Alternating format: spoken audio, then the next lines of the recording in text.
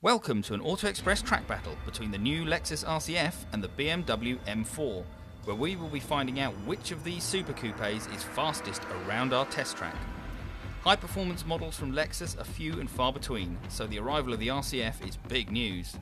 Featuring a 5-litre V8 that pumps out a heady 471 bhp, uprated suspension and rear-wheel drive, it certainly has all the raw ingredients to succeed. The 425 bhp M4 can't match the Lexus for outright firepower, but its twin-turbo 3-litre straight-six delivers more torque at lower revs. The BMW is lighter too. Will that be enough to give it an advantage around a lap of our Brighton Park circuit? Right, so first up, it's the Lexus. It's got more power than the BMW, fractionally less torque, but that's negated by its extra weight. At nearly 1,800 kilos, it's around 200 kilos heavier than the BMW, which is a lot in this type of car. But Lexus has a clever box of tricks up its sleeve to try and make the car feel more agile.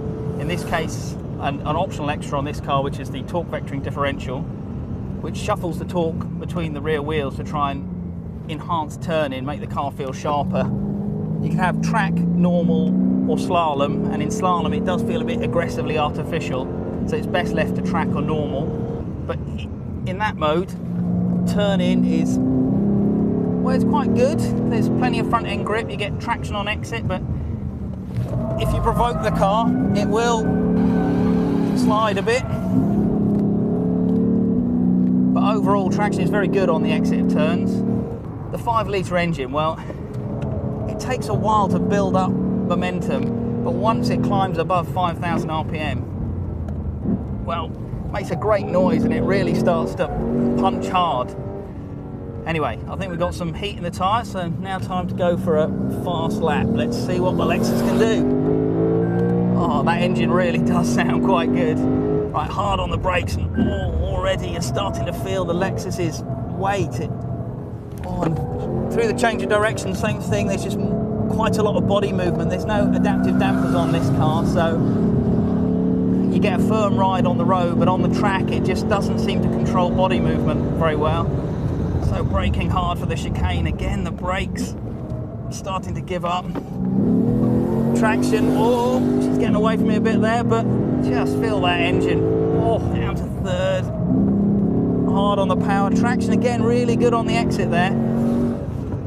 Now be smooth through here, don't throw the car's weight around, and it's neat and tidy, but it's starting to push into understeer, and it's difficult to dial it out with a throttle. It doesn't want to do it. It's not very sensitive in the way, say, the BMW is. Coming down now to the end of the lap, braking hard again, the weight obvious. Turning in, nice exit. Right, final corner. Oh, lighten up the rears, but I don't think we lost too much time, and over the line. The RCF's weight and lack of low rev torque proved to be its undoing, and in the final reckoning it set a relatively leisurely time of 1 minute 14 dead. So, let's see how the BMW gets on.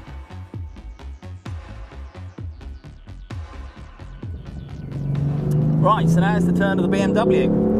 It's fair to say this new M4 has been a bit of a controversial car for BMW. With its twin-turbo straight-six, it represents a radical departure from the old naturally aspirated car. But like it or loathe it, there's no doubting it's effective. It just pulls from nothing and keeps going and going. And while the sound is a little bit synthesized, well, it's loud and it's, well, proud really. There's no doubting it for anything other than an M car.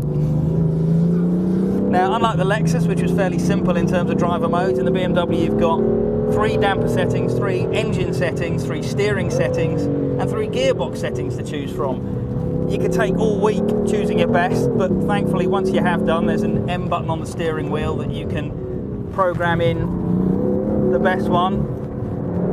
Oh, you fighter. So once you've got your favourite settings programmed in, well, the BMW comes alive really. It instantly feels more agile and alert than the Lexus, and with so much power on tap, it just absolutely demolishes the straights. And this car's got optional carbon ceramic brakes as well, so They're not the greatest in terms of feel, but they're certainly very effective in stopping the car. And the gearbox is DCT gearbox. It delivers nice crisp shifts, and it's just much more responsive than the Lexus's 8-speed auto. And it will drift for, well, Germany. It's just hilarious. So I think we've got enough heat in the tyres now. Let's go for a fast lap. I think the BMW should be confident. Here we go, right first corner. Instantly the brakes just scrub off the speed. Turning is so much sharper. The amount of grip you got through the front axle is amazing. Just this fast corner though, you've got to watch the rear, all that torque going through just those two wheels, and the car just wants to step out of line. Braking for the chicane, stopping power is just really good. And again, that engine, as I say, you soon get used to the sound.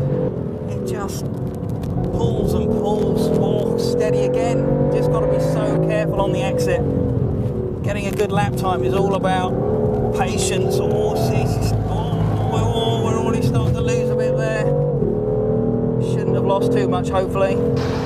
Fast change of direction. The car just feels planted where the Lexus feels a bit wobbly. Into the last two corners. Oh, careful, careful, steady, patience, James. Here we go. And she's across the line now. And that felt like a really quick lap. The BMW was edgy and required commitment, but the result was a quick time of 1 minute 10.7. So it's an emphatic win for the BMW then. It's sharper, faster, more engaging to drive. And while the turbocharged engine will defy opinion for fans, there's no doubting its effectiveness. It really is a powerhouse. But what about the Lexus then? Well, it's not to be discounted. It's got approachable handling, and that 5-litre naturally aspirated engine really does sound good, and once it's revving it pulls hard. But ultimately it's softer, less focused, and well, just not as fun as the BMW. If you want to find out how the BMW M4 fared against the Audi RS5, click the link on the left. To see the Nissan GT-R take on the Porsche 911 Turbo, click the link on the right. Click on the play icon to see our latest video and onto our logo to subscribe.